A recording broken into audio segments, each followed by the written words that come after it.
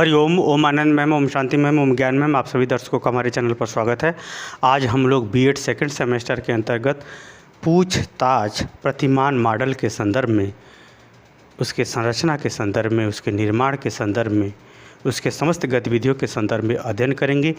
पूछताछ मॉडल का अर्थ पिछले वीडियो में बनाया, पिछले वीडियो में यानी कल के वीडियो में उसे समझाया गया है, बताया गया है। आइए इसके विषय में हम लोग आज इस मॉडल के विषय में पूरी तरह से डिटेल में अध्ययन करते हैं। पूछताछ मॉडल का तात्पर्य है कि जो बालकों में जो जिज्ञासा होती है, जो जानने की इच्छा होती है, उस जानने की इच्छा को इस प्रकार बढ़ावा दिया जाए कि वह अपनी आवश्यकता अनुसार, अपनी योग्यता अनुसार, अपनी क्षमता अनुसार वह बातों को पूछे, विषय को जाने। जब वह जानकारी हासिल करना चाहता है, यानी जिज्ञासा के माध्यम से पूछताछ की प्रवृत्तियों को बढ़ा करके समस्या समाधान तक उसे पहुंचाना या समस्या के हल तक पहुंचाने ही इस मॉडल का प्रमुख लक्ष्य रहा है या प्रमुख स्वरूप रहा है। आइए इस मॉडल का उद्देश्य क्या है, ये किस प्रकार से बनता है और किस प्रकार से इसका मूल्यांकन होता है, इसकी समस्त गतिविधियाँ किस प्रकार से संचालित होती हैं, उसका हम लोग अध्ययन करेंगे। इस मॉडल को दिया था रिचर्ड सचमैन ने दिया था, जिसको पिछले वीडियो में बताया जा चुका है।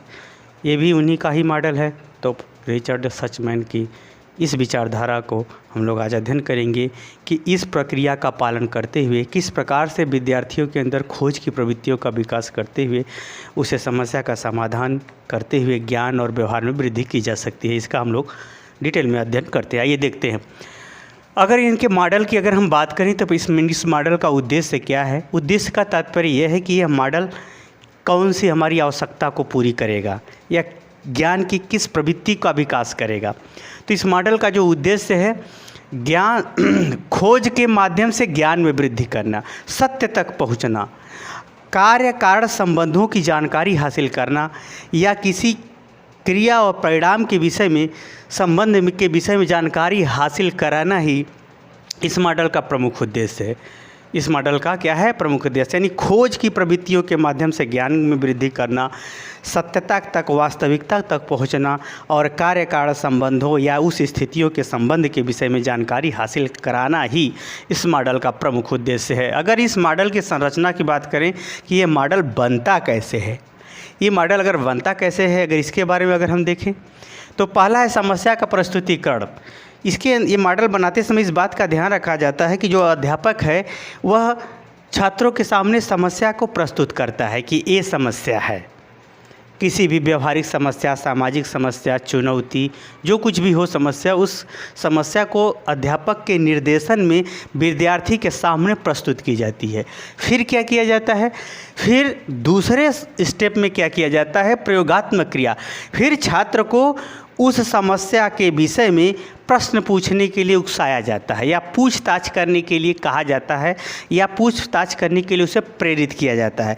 तो वह अध्यापक से उस समस्या के बारे में पूछता है, लेकिन ऐसा प्रश्न नहीं पूछना है कि जिसका उत्तर अध्यापक हाँ या ना में दे, ऐसा नहीं। ऐसा प्रश्न वो उसको पूछने का इसमें अनुमति दी जाती है जिसका अध्यापक एक्सप्लेनेशन दे, व्याख्या करे, समझाए, बताए, ऐसे टाइप का प्रश्न करना होता है। यानी प्रयोगात्मक क्रिया, जिससे संबंधित उस गतिविधि को से संबंधित गतिविधियों को जान सके या अपने व्यवहार में उन समस्याओं को प्रयोग करके या महसूस करके देख सके। इससे संबंधित उससे क्या करना है, पूछताछ, इंक्वायरी करना है। वो किससे करेगा, छात्र अध्यापक से करेगा। फिर तीसरे यानी तीसरे स्तर पर क्या होता है, समस्या समाधान का अन्वेषण।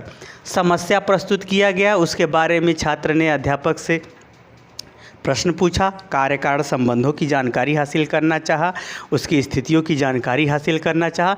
तीसरे वाले ग स्तर में क्या होता है, उस मॉडल के संदर्भ में समस्या समाधान के लिए छात्र कहता है कि जब समस्या जान गया, उसके बारे में पूछ लिया, तो उसका छात्र हल करने के विषय में खोजेगा। हल कैसे हो वो समस्या, जैसे अगर कहा जाए बेरोजगारी की समस्या प्रस्तुत कर दी गई, बेरोजगारी का क्या क्या कारण हो सकता है, बेरोजगारी क्यों है, बेरोजगारी का स्वरूप क्या है, छात्र ने प्रश्न किया। तीसरे में अब छात्र से पूछा जाएगा, अच्छा ये बताओ तुम्हारे दृष्टिकोण में बेरोजगारी का क्या हल है, तो वह परिकल्पना करेगा कि अगर ऐसा कर दिया जाए तो बेरोजगारी हल हो जाएगा, या लोग इस तरह से पढ़ें तो ऐसी योग्यता आ जाएगी तो स्वतः ही कुछ काम करने के में कुशल हो जाएंगे, स्वतः ही बेरोजगारी दूर हो जाएगी। यानी कहने का मतलब यह है कि समस्या को हल करने के लिए वह विचार प्रस्तुत करने लगता है। कौन? अन्वेषण करता छात्र परिकल्पना प्रस्तुत करता है समस्या के समाधान के। परिकल्पना क्या है? समस्या का समाधान, समस्या के समाधान का संभावित उत्तर। समस्या के समाधान का संभावित उत्तर क्या कहलाता है? परिकल्पना। तो जो ये परिकल्पना है, यह परिकल्पना जो है समस्या के समाधान के लिए छात्र प्रस्तुत करता है, और साथ ही इस परिकल्पना के पीछे कार्य कारण संबंध को भी बताता है कि इस कारण से ये ऐसे किया जाए तो इस समस्या का हल हो जाएगा, ऐसे किया जाता है।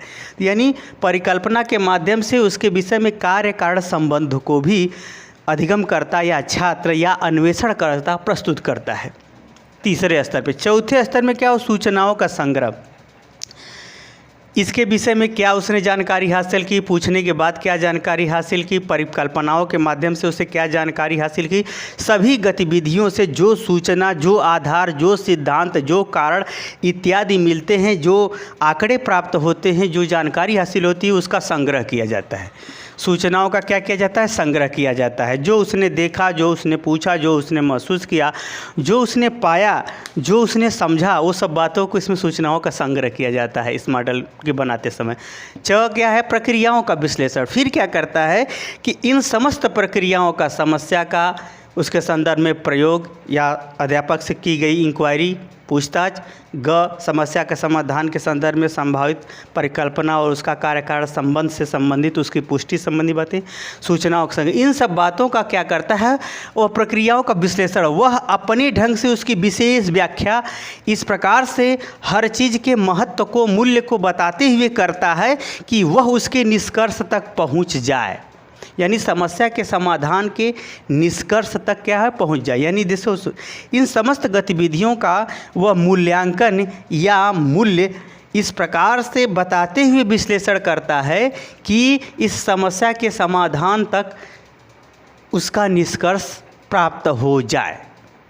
ये प्रक्रियाओं के माध्यम से इस प्रकार के मॉडल की रचना हो जाती है। फिर क्या है? अगला सामाजिक प्रणाली।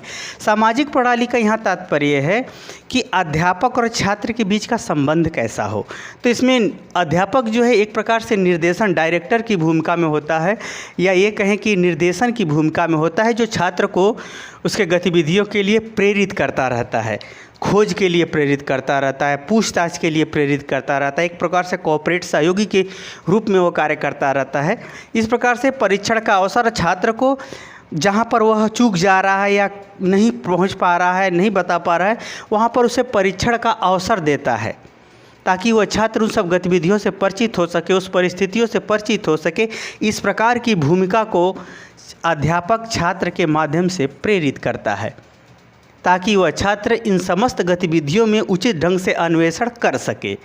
तो इसको कहते हैं सामाजिक प्रणाली। एक प्रकार से छात्र, क्रियाकलाप और अधिगमकर्ता के बीच इंटरेक्शन होता है, एक कार्य कारण संबंध के रूप में जुड़ते हैं।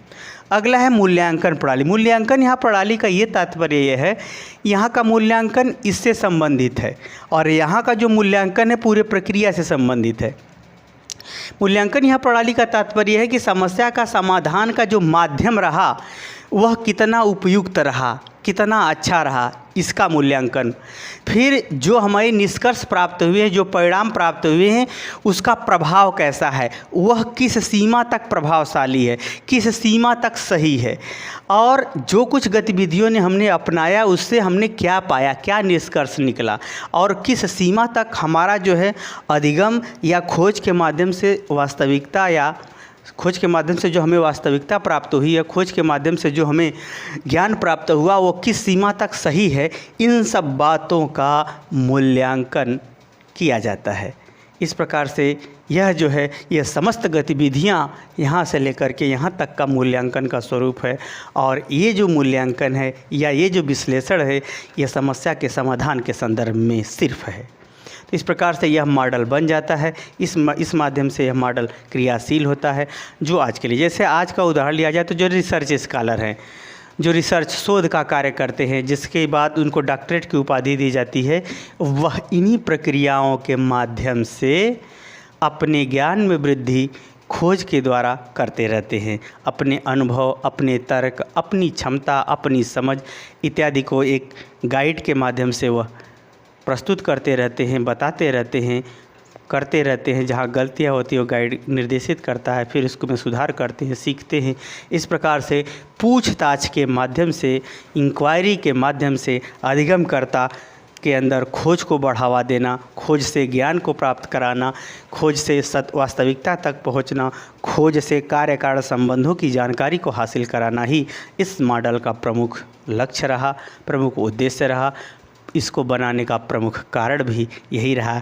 यही कारण है कि प्रोफेसर रिचर्ड सचमैन ने सच में ही एक प्रकार से खोज के माध्यम से ज्ञान या प्रशिक्षण का अगर विकास कर दिया जाए तो अधिगमकर्ता आत्मनिर्भर, आत्मविश्वास करके अपने व्यक्तित्व का विकास करते हुए आगे बढ़ सकता है। मुझे उम्मीद है कि इनके मॉडल को आप अच्छी तरह समझ गए होंगे। समझ गए हैं तो कमेंट बॉक्स में ज़रूर बताइए। साथ ही मेरे चैनल को लाइक शेयर सब्सक्राइब भी कीजिए। हरिओम।